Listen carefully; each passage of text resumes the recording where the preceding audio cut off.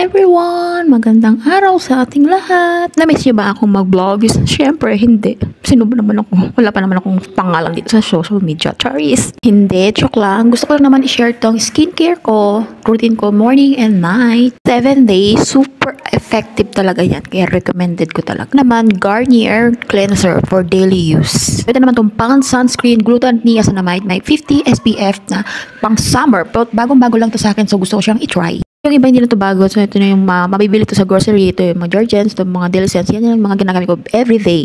So, ito naman ang aking Kikay Sass. Sobrang mahirap maging babae. Promise.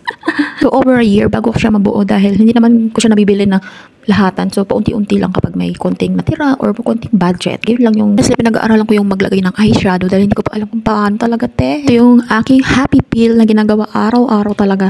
Minsan nakakatamad talaga siyang gawin. Nag-aaralan ko yung pagko-curler kasi minsan hindi ko pa siya makuha-kuha talaga yung saktong or ma-perfect talaga yung curly. Ito lang yung mga na-collect ko for the beginners na tulad ko na nag-i-start mag-makeup.